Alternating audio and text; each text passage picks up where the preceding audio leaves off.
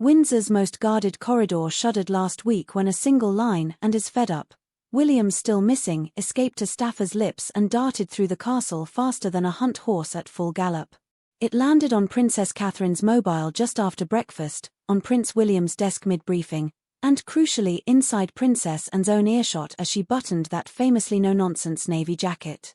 The ensuing silence, courtiers swear, was loud enough to rattle every stained glass pane between the throne room and St. George's Chapel. No one expected tension to rise now, deep into summer, with swallows circling the round tower and the whale's children hunting tadpoles in Frogmore Brook.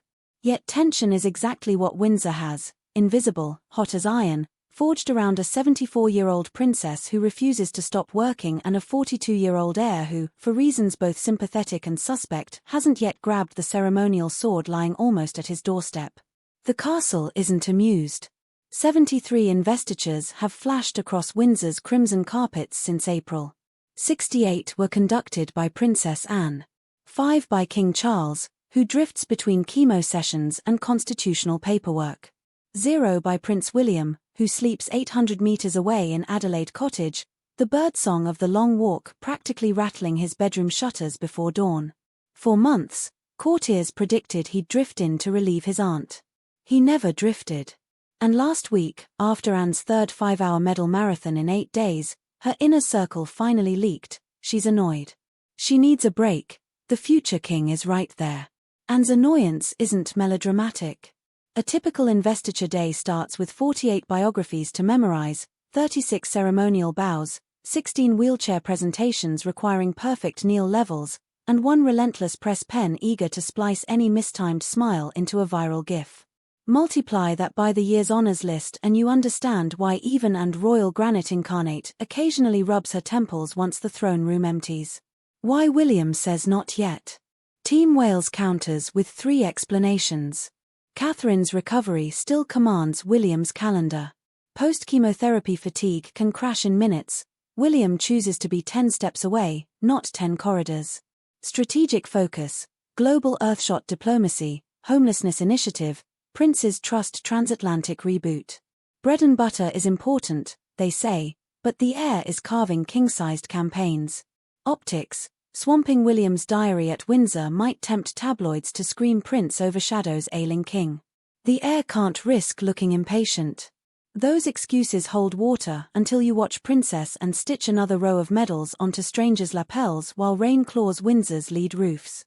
Then the optics switch.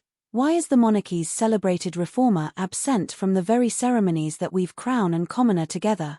Inside Anne's frustration. The Princess Royal purportedly keeps a little black notebook. Date, location, engagement length, number of honorees. She's logged it since the 70s. Sources claim a red asterisk appears each time she covers an investiture William could, in theory, attend. There are now, they whisper, 42 red stars in that book. And doesn't complain, she records. But when a conversation last week ended with Charles murmuring thank you again, dear sister, Anne's raised eyebrow allegedly said everything. The slimmed-down choke point. Charles's minibus monarchy dream looked tidy on paper, fewer working royals, leaner sovereignty. Reality, Camilla navigates fragile stamina, Edward and Sophie carry respectable loads but lack constitutional heft, Catherine's health remains the wild card. That leaves William and Anne to plug holes. And does. William, so far, triages. Courtiers fret about burnout optics. If septuagenarian and collapses mid-ceremony, the slimmed-down narrative implodes. Worse, Republicans seize fresh ammunition. Why cling to a family business whose CEO-in-waiting can't share his aunt's grind? The children factor. William's defenders point to George, Charlotte, Louis, ages where ballet recitals, cricket tournaments, and first heartbreaks sprout weekly. He promised hands-on fatherhood, insists a friend. He missed enough of his own dad. Yet Anne's camp scowls. Earlier generations balanced palace and parenting without shrinking from duty. And Catherine's parents live 20 minutes away, help is not in short supply. 2 conversations at once. Behind thick oak doors, knots tighten. Conversation 1 aged tradition, investitures are apprenticeship crucibles. George VI mastered small talk there, Elizabeth II tempered nerves there. If William dodges too long, the muscle atrophies. Conversation 2. Modern monarchy. Digital age wants charismatic impact campaigns, not endless handshakes. William leads in that arena, so why hitch him to rituals critics label archaic? The king wavers. 1 hour he nods to and hold steady.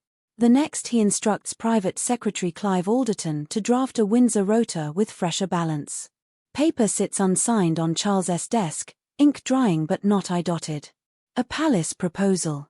Leaked draft, paragraph 3, beginning September, investiture duty shall alternate between Her Royal Highness the Princess Royal and Her Royal Highness the Prince of Wales, with provision for HM the King at his discretion.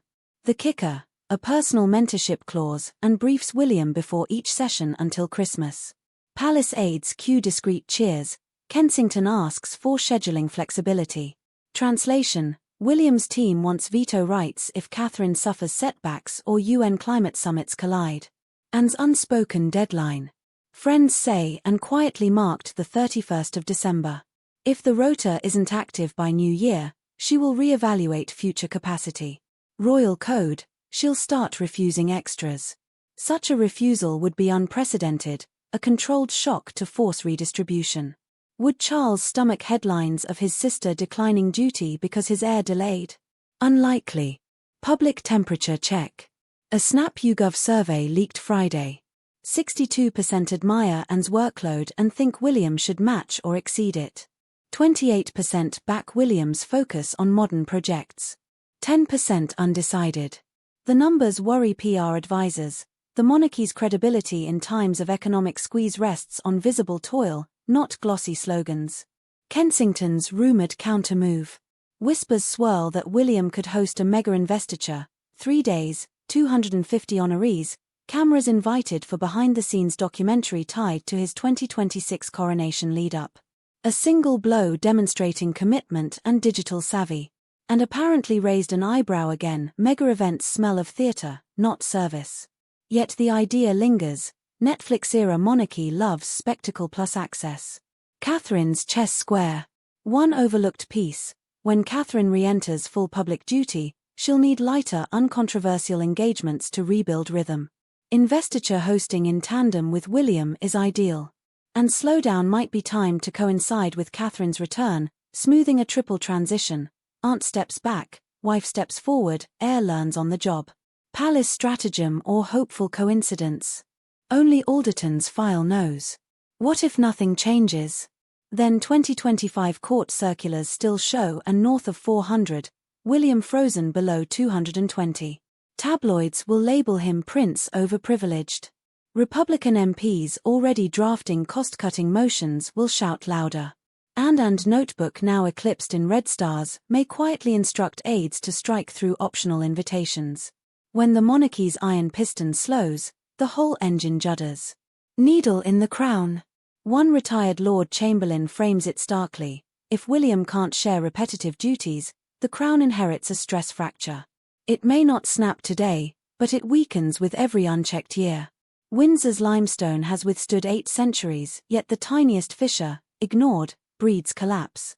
So, as summer haze shimmers over the Long Walk, all eyes pivot to the autumn honours list. Will William's signature finally ink beside Anne's, or will the Super Trooper gear up alone once more? Your verdict drives this channel. Should William dive into Windsor's grind or focus on global megaphone causes until Catherine's health stabilizes?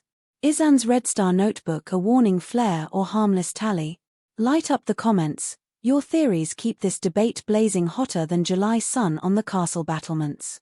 And if you want the rota update the minute it leaks, hammer subscribe, ring the bell, and stay locked. We'll be first to decode whether Windsor's silent storm ends in balance or backlash.